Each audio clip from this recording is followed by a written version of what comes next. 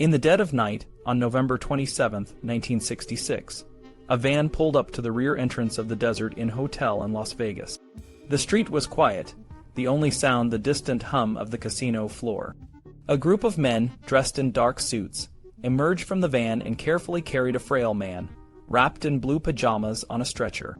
They moved swiftly, avoiding any prying eyes, and disappeared into the service elevator.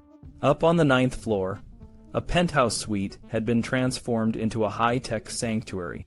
The windows were sealed and blacked out, and an array of electronic and medical equipment stood ready. The man on the stretcher, a shadow of his former self, was gently placed on a bed. The doors closed, and the room fell into a tense silence. Meanwhile, in the bright lights and glitter of the casino, life went on as usual. Showgirls in dazzling costumes twirled on stage, their feathers and sequins catching the light. Patrons dressed to the nines sipped cocktails and placed their bets, lost in the thrill of the moment. But little did they know, a change was brewing, a change that would shake the very foundations of Las Vegas. 2 weeks later, a young dancer named Poggi found herself back in Las Vegas, opening for Dean Martin at the Sands Hotel. Poggi, with her stage name now changed to Marie Poggi, was a rising star. She had danced with the Maldonado Dancers, starred in revues, and even performed alongside legends like Juliette Prowse, Shirley MacLaine, and Sammy Davis Jr. For a dancer, Las Vegas was the place to be, but it wasn't all glamour and glitter. The job was demanding, requiring balance, poise, and strength. The feathered headdresses could be 6 feet high and weighed a ton, and the stairs could be treacherous. You had to learn how to walk, Poggi recalled. Not just forward, but sideways. And you had to know how to hold those feathers. Claire Fitzpatrick Plummer, a showgirl from New York, had a similar story. She came to Vegas in 1958 and found a job as a Texas Copa girl at the Sands. Her first paycheck was $150 a week, more than she made on Broadway. She went on to dance in the chorus line behind stars like Ginger Rogers and Mickey Rooney, and even flew in from the ceiling for Don Arden's Hello, America. But for all the glamour, the job had its challenges. Showgirls were expected to mingle in the casino after their shows, serving as decoration to lure gamblers to the tables. You had no choice, it was called mixing, Claire said. People would come up to you and ask for autographs and want to buy you a drink. Famous people would want you to stand at the table with them because you're a showgirl. Kathy McKee's story was different.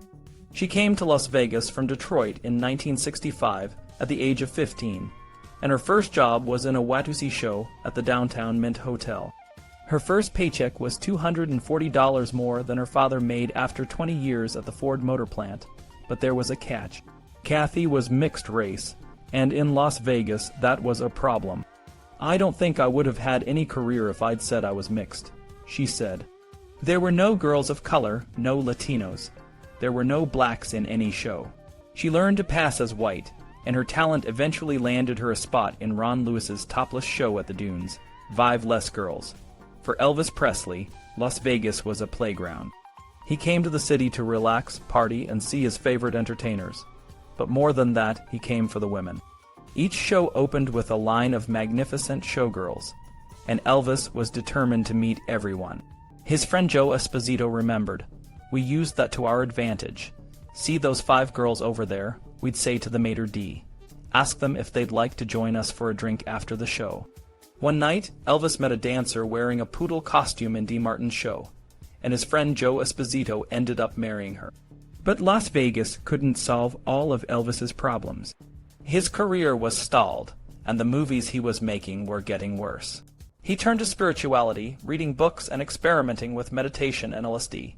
His friends noticed a change in him. "We were having fun, and now all of a sudden Elvis is outside looking at the stars all night or reading these books," Joe Esposito said. "We used to sit and watch football games. All that stuff was gone." In March 1967, Colonel Parker, Elvis's manager, took control. He banned Elvis's spiritual advisor, Larry Geller, from the group and moved to reassert control over all of Elvis's affairs. One of his first moves was to arrange Elvis's wedding. On May 1st, 1967, Elvis and Priscilla got married at the Aladdin Hotel in Las Vegas.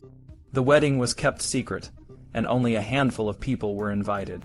Elvis was dressed in a satin tuxedo, and Priscilla in a white organza dress. The ceremony was short, and the couple was whisked away for a press conference and a brunch reception. As the night fell over Las Vegas, the city continued to buzz with excitement. Showgirls performed, gamblers placed their bets, and Elvis, now a married man, faced a new chapter in his life. But the city itself was changing, and the future held many more surprises. Howard Hughes arrived in Las Vegas in 1966, and it was as if the city had never seen anything like him. Hughes was a famous aviator, a Hollywood mogul, and the richest man in America, according to Fortune magazine.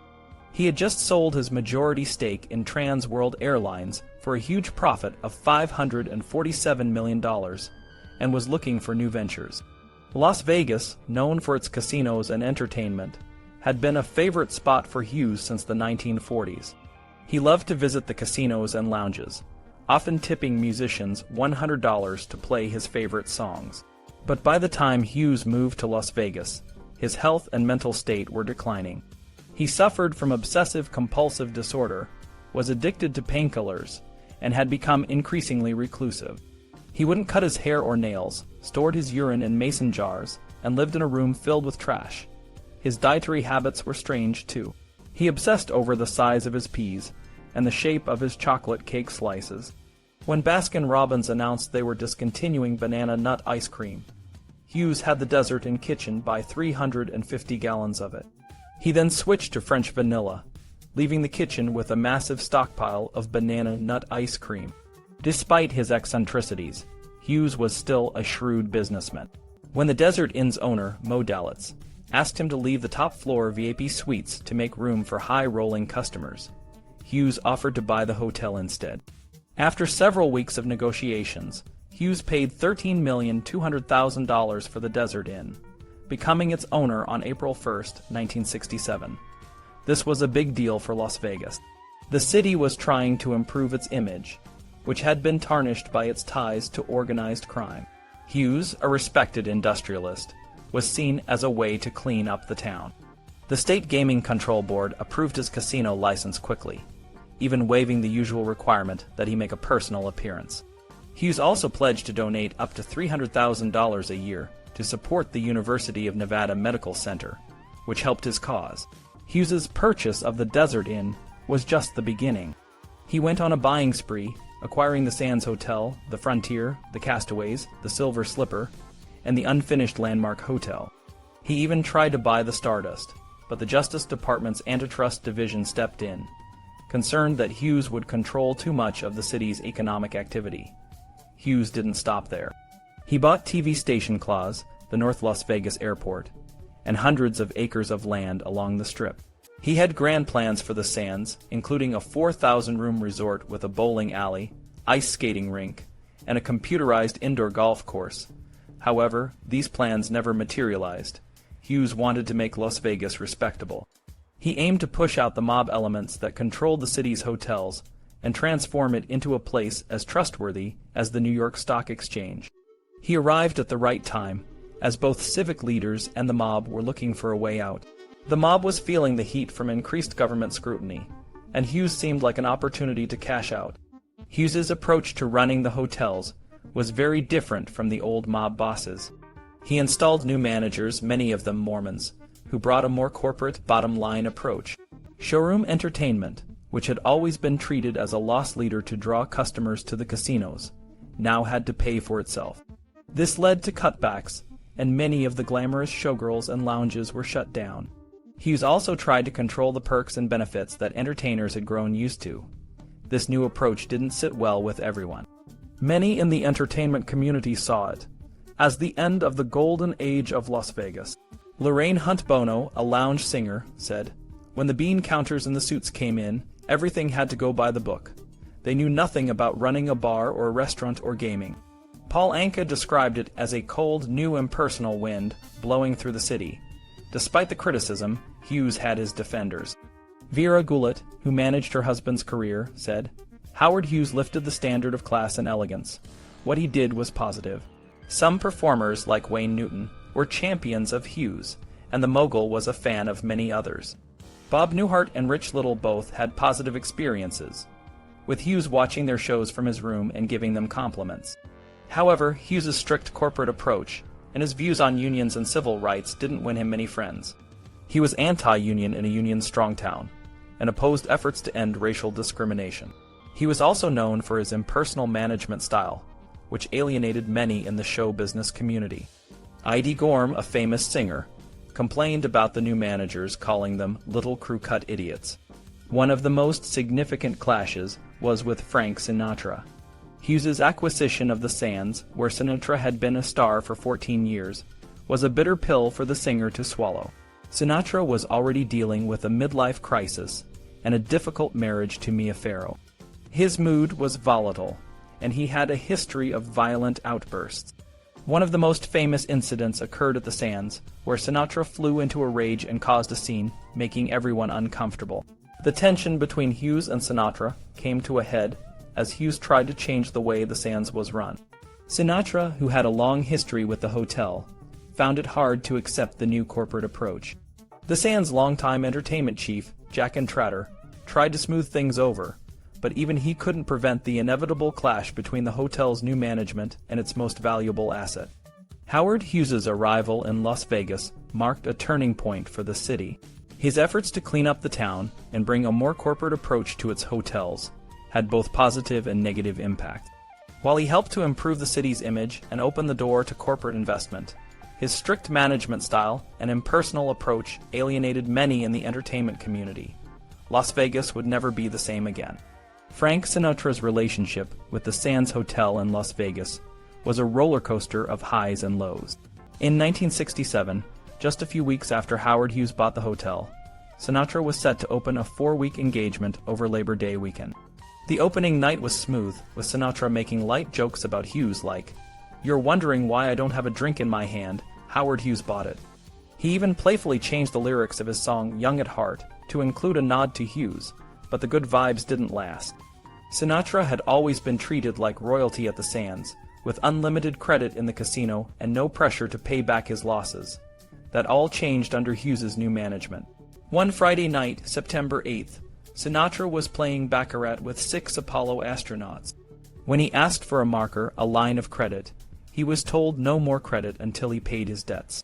This was a huge insult, especially with guests around. Sinatra swallowed his anger, but couldn't shake it off. Later that night, drunk and furious, he took a golf cart with Mia Farrow and crashed it into a plate glass window of the casino. He then tried to start a fire but failed. Farrow followed him out, and they left the scene. Sinatra canceled the rest of his engagement and flew to Los Angeles the next day, but he wasn't done. Still fuming, he flew back to Vegas early the next morning, this time without Farrow, and stormed into the Sands demanding to see the casino boss, Carl Cohen. He threatened violence and used vulgar language. Cohen, a large and well-respected man, confronted Sinatra and threw a punch that knocked out Sinatra's front teeth. The incident made headlines, and many in Vegas felt that Sinatra had finally met his match. Jack Trotter, a close friend and Sands executive, was upset that he hadn't been awakened to handle the situation. But even he might not have been able to prevent the disaster. Sinatra's wife, Corinne, later said, "Frank picked a fight. He wanted an excuse to leave."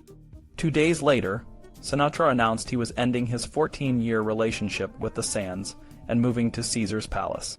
Caesar's Palace was a new and luxurious hotel that opened in 1966, just before Hughes bought the Sands. It was the brainchild of Jay Sarno, who wanted to create a Roman-themed resort. The hotel was set back from the street, with a grand entrance, fountains, and Roman statues. The casino was a massive, egg-shaped room with a high ceiling and a crystal chandelier. The Roman theme was carried throughout, from the swimming pool to the Bacchanal restaurant, where servers fed patrons grapes and gave them massages. The hotel had a huge showroom, the Circus Maximus, and a 250-seat lounge called Nero's Nook. It cost $25 million to build, mostly financed by the Teamsters Union Pension Fund. The entertainment at Caesar's Palace was top-notch. Big names like Andy Williams, Tony Bennett, and Harry Belafonte performed there. New faces like Woody Allen, Andy Griffith, and Tiny Tim also appeared. Broadway shows and a popular afternoon girly show, Bottoms Up, added to the allure. Landing Sinatra and Sammy Davis Jr. solidified Caesar's Palace as the premier entertainment spot in Vegas. The competition heated up, and salaries for performers soared. Sinatra got $100,000 a week to move to Caesar's Palace, and Dean Martin followed with a similar deal at the Riviera. When Sinatra finally debuted at Caesar's Palace on November 27, 1968, it felt like a new era. He did only one show a night, and the $12.50 minimum was the highest ever. His opening acts included Jose Feliciano and The Fifth Dimension. Sinatra's new look, white turtleneck and medallion, reflected a more reflective mood. Critics praised his performance, calling it a virtuoso display of Sinatra at the top of his form. Just weeks after his Caesar's Palace debut, Sinatra recorded a new song by Paul Anka, My Way. It became his signature late-career hit, an anthem of survival in a city where he still commanded respect. Las Vegas struggled to embrace rock and roll. Elvis Presley's early shows were met with indifference, and even Nat King Cole poked fun at the genre. Early rock stars like Frankie Avalon and Connie Francis tried to fit in by performing classic songs. Brenda Lee, a teenage hitmaker, remade herself for adult audiences. Paul Anka, after a raucous debut, transitioned to headlining at the Sands. The arrival of the Beatles and the British invasion was met with amusement and disdain. Frank Sinatra found them only slightly less objectionable than Elvis Presley. Elvis, however, admired the Beatles' early music, but felt threatened by their popularity. They met once at Elvis's home in 1965, but the evening was awkward. Despite the tension, John Lennon later told Elvis's friends how much the meeting meant to him, acknowledging Elvis's influence. Elvis, while pleased, couldn't hide his envy. "There's 4 of them," he said, "but there's only 1 of me." The entertainment scene in Las Vegas was starting to feel a bit stale by the late 1960s. The old guard stars like Danny Thomas, Red Skelton, Jack Benny, and George Burns were getting older and less popular. The question on everyone's mind was, where were the new, younger stars to take their place? The truth was, most of the rock bands and singer-songwriters who were making waves in the music world at the time didn't want anything to do with Las Vegas. Playing there was seen as a sign that you were selling out, and the hotels didn't exactly roll out the red carpet for these new acts, but there were a few exceptions. Pop singers like Petula Clark, Trini Lopez, and Roger Miller started making regular appearances in Vegas. For them, it was a big deal. Trini Lopez, a Latino singer from Texas, said, "At that time, Vegas was the thing to do. It was prestigious. If you were doing Vegas, you were doing well." The Supremes, a popular Motown group, also found success in Vegas, playing at the Flamingo. Mary Wilson, one of the group's members, said, "Playing Vegas was huge for us. We were known as a classy act, so it was a perfect match. Las Vegas wasn't just sticking to its old ways. It was trying to appeal to the younger generation, the Juve market, as Variety called it." The lounges started featuring trendy dance shows and newer music acts. The Brooklyn Bridge and the Mod Squad, with future country star Lee Greenwood, were some of the groups that brought a more contemporary vibe to the city. Billboard magazine reported, "Las Vegas, the bastion of adult-appealing entertainment, is going contemporary, reaching out for the sounds and sights of the now generation." One of the biggest success stories of this time was Anne Margaret.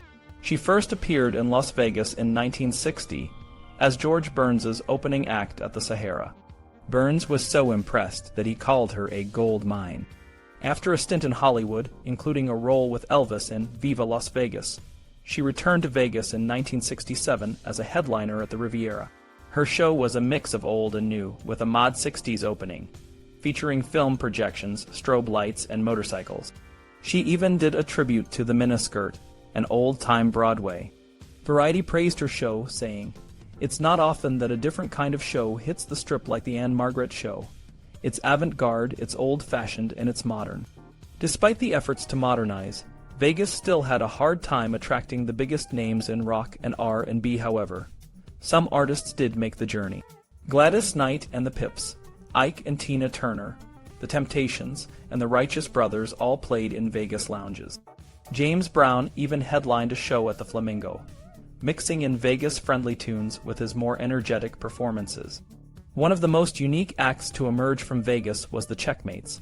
a mixed-race group that blended R&B with high-energy performances. They started at the Pussycat A Go-Go in 1964 and quickly gained popularity. Their act included covers of R&B hits and comedy routines, like spoofing boxing matches. They even caught the attention of Frank Sinatra, who booked them for his New Year's Eve party at the Sands. From there, they moved to Caesar's Palace and made national TV appearances. Their success showed that R&B could work in Vegas if it was presented with enough flair. The changing times also affected the acts of more traditional Vegas performers. Vic Damone started singing more contemporary hits, and Wayne Newton, known for his old-fashioned charm, began to incorporate newer music into his shows. However, not everyone had a smooth transition. Bobby Darin, once a rising star, tried to reinvent himself as a more serious, politically committed performer. When he returned to Vegas in 1969, he dropped the tuxedo and filled his set with message songs. The audience didn't react well, and his appearance at the Sahara Hotel was a disaster.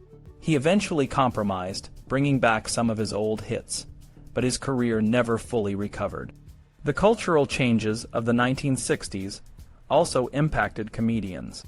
Richard Pryor made his Vegas debut in 1966, opening for Bobby Darin at the Flamingo. He was well received at first, but as he started to push the boundaries with more explicit and racial material, he ran into trouble. During a performance at the Aladdin Hotel, he had a drug-fueled epiphany and walked offstage saying, "What the fuck am I doing here?" George Carlin, another young comic, also faced challenges. At the Frontier Hotel in 1969, he did a routine about his small ass and used the word shit, which got him fired. Despite these challenges, Vegas remained a conservative place. The mostly middle-aged, middle American audiences wanted entertainment that was warm and comfortable. They didn't want to be provoked or lectured to.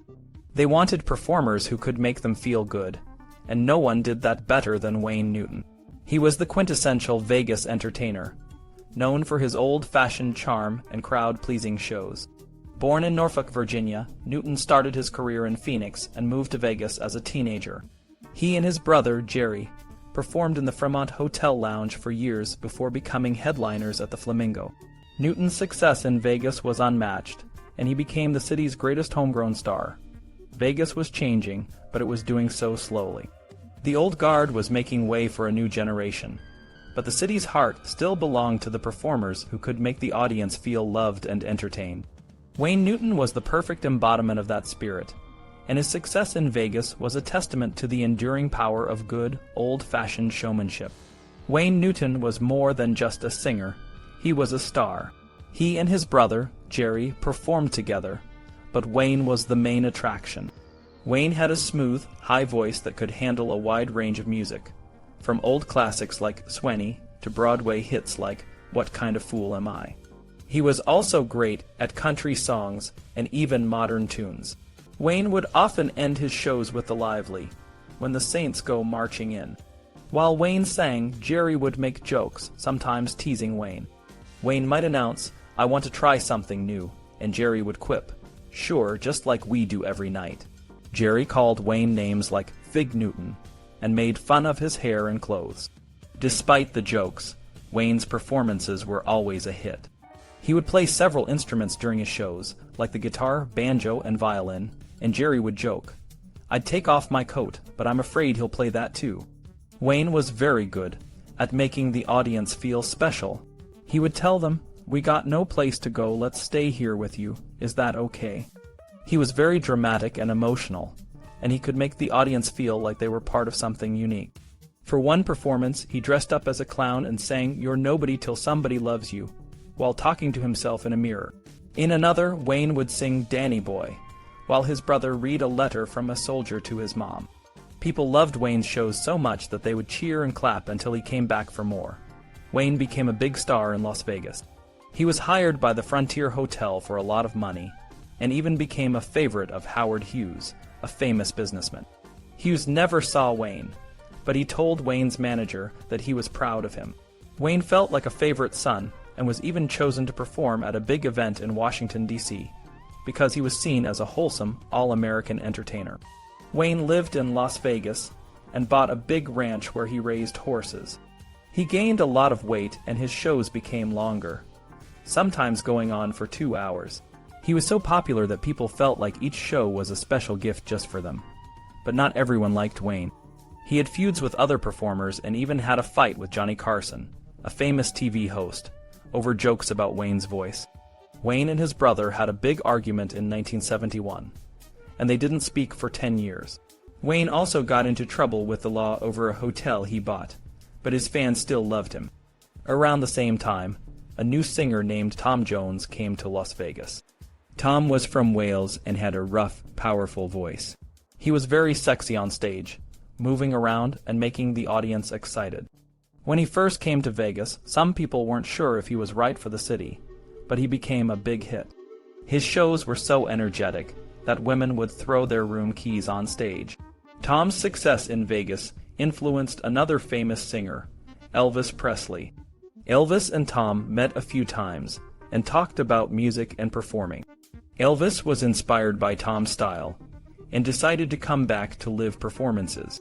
Elvis hadn't performed live in a long time, and he was nervous about it. But he worked with a director named Steve Binder, who helped him create a TV special that showed Elvis as a powerful and dynamic performer. The special was a big success and helped Elvis make a comeback. Elvis's return to live performances was a big deal. He started performing in Las Vegas, and his shows were a mix of his old hits and new, more energetic performances. Elvis's shows in Vegas were a new era, and he became one of the biggest stars in the city, just like Wayne Newton and Tom Jones. The summer of 1969 was a turning point for Elvis Presley. After a decade of ups and downs, he was about to make a big comeback. The last few years had been tough. His time in the Army from 1958 to 1960 had changed him.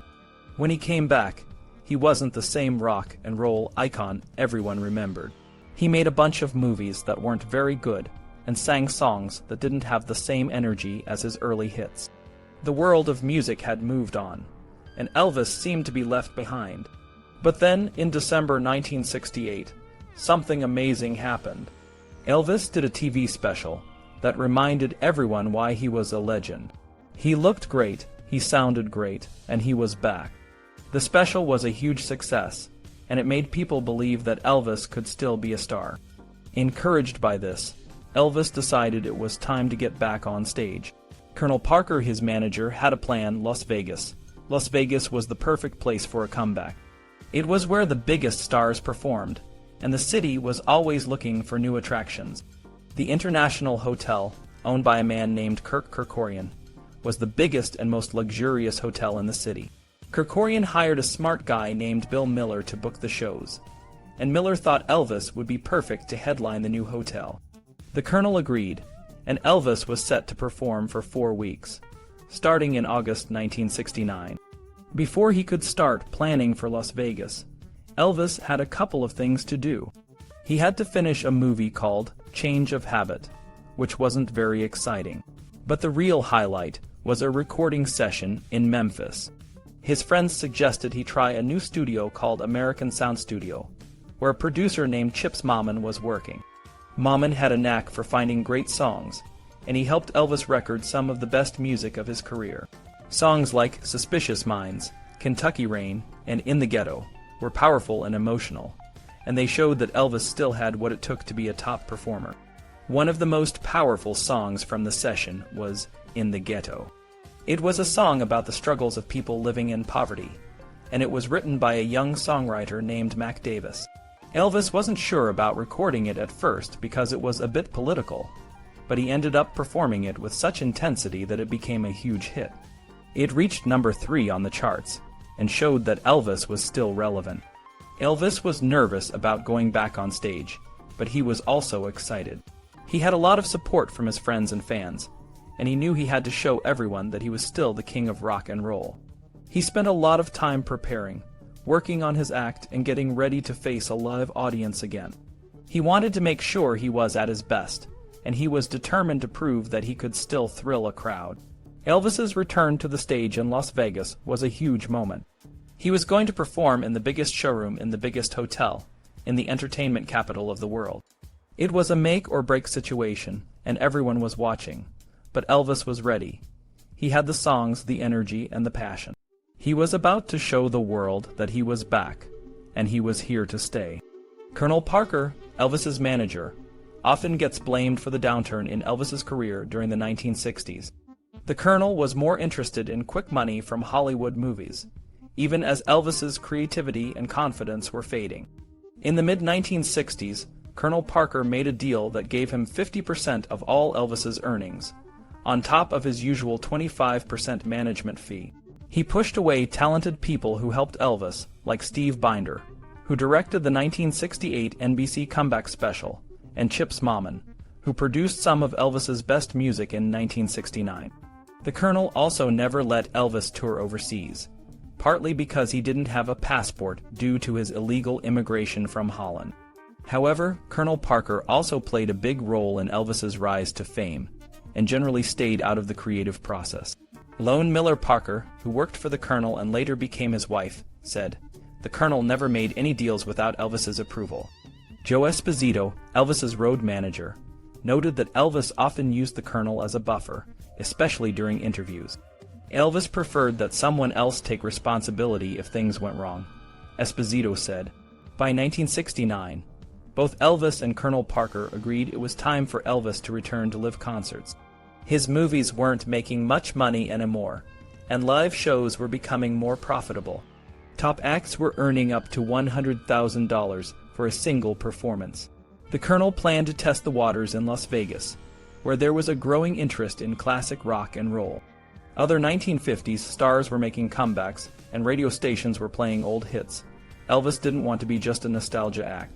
He had a dream where he saw himself on a Vegas stage with a large band, including a rhythm section, backup singers, and a big orchestra. When he told the Colonel about his vision, the Colonel was hesitant, but Elvis insisted. This was the first time Elvis stood his ground and told the Colonel no. The news of Elvis's return to live performances broke in December 1968. On February 26, 1969, Elvis flew to Las Vegas to sign his contract with the International Hotel. After that, he went to Hollywood to finish his last movie, Change of Habit, took a vacation in Hawaii, and then returned to Memphis. He spent time greeting fans and signing autographs, which made the Colonel nervous, but also helped Elvis reconnect with his audience. For his comeback show, Elvis took charge. He didn't have a director or producer, and he relied on his own instincts. He wanted a versatile band that could play a wide range of music, from rock to country to ballads. He approached the musicians from Chips Moman's studio, but they were too busy. He also tried to bring back his original band members, Scotty Moore and DJ Fontana, but they declined, so Elvis started looking for new musicians. For lead guitar, he chose James Burton, a Louisiana native who had worked with Ricky Nelson and was known for his guitar skills. Burton helped Elvis find the rest of the band. On keyboards, they picked Larry Muhobrak, a Memphis musician who had worked with Elvis before. For rhythm guitar, they chose John Wilkinson, a folk singer from Missouri. Finding a bassist was a bit trickier. Burton called Jerry Sheff, who was initially not interested in Elvis's music. But after an audition, Sheff was impressed by Elvis's natural talent and commitment. He joined the band, becoming the only Northern member. Choosing a drummer was even more challenging. Several drummers auditioned, but none fit Elvis's style. Finally, Ronnie Tutt, a drummer from Texas, flew in for an audition and clicked with Elvis. Tutt was hired because he could anticipate Elvis's moves and share his energy. Elvis also wanted 2 backup singing groups. He hired the Sweet Inspirations, a female group known for their work with Aretha Franklin, and the Imperials, a gospel quartet. The Imperials added a powerful, soulful sound to the show, which Elvis loved. The final touch was a full orchestra, led by Bobby Morris, the International's new music director. Morris, a respected drummer, had never conducted before but took classes to prepare. He put together a large group of over 40 musicians, including 24 string players. Elvis was determined to make his comeback show in Las Vegas a success. He was ready to step back onto the stage and show the world that he was still the king of rock and roll. The summer of 1969 was a whirlwind for a country at the end of a turbulent decade. It was a time of great change and challenges. In July, Neil Armstrong took the first steps on the moon. Just a few weeks later, the tragic murder of Sharon Tate and her friends shocked the nation. Amidst all this, thousands of young people gathered at Woodstock, a music festival that became a symbol of peace and love. President Richard Nixon promised to bring troops home from Vietnam, but the war continued to divide the country. In Las Vegas, the City of Lights was trying to keep up with the changing times. The older stars, like Frank Sinatra and Dean Martin, were still drawing big crowds, but they seemed a bit out of touch with the new generation. New, more contemporary acts were slowly making their way into the city. Tom Jones and Engelbert Humperdinck were drawing younger audiences, and Caesar's Palace even tried to attract a hip crowd with a production of the play Boys in the Band. But it didn't do well, and soon they cut back the performances. Behind the scenes, two powerful men were in a fierce competition. Kirk Kerkorian was racing to open the International Hotel, the largest resort in the world, on July 2nd. Howard Hughes, not wanting to be outdone, pushed to open his own hotel, the Landmark, just one day earlier. Hughes succeeded, but it was a chaotic opening, with last-minute issues and a lack of a proper guest list. The International, despite some unfinished touches, had a more polished opening the next night. Stars like Cary Grant and Andy Williams were there, but Kerkorian himself slipped away unnoticed. Barbra Streisand was the first big act at the International. She was a huge star, fresh off winning an Oscar, but her show didn't quite fit the Vegas style. She came in with a simple, New York cabaret-style performance, and the audience didn't connect. Streisand's jokes about the unfinished hotel didn't help either. It was clear that something more was needed to truly captivate the Vegas crowd. Meanwhile, Elvis Presley was preparing for his return to the stage. After years away, he was determined to make a big impact. Colonel Parker, Elvis's manager, was working tirelessly to build the hype.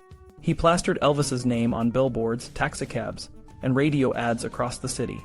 By the time Elvis was set to perform, his shows were 80% sold out, a huge success for a new act in Vegas. Elvis gathered a talented group of musicians, including the Sweet Inspirations and the Imperials, to create a show that would blend all the music he loved: rock, country, gospel, and even a touch of opera.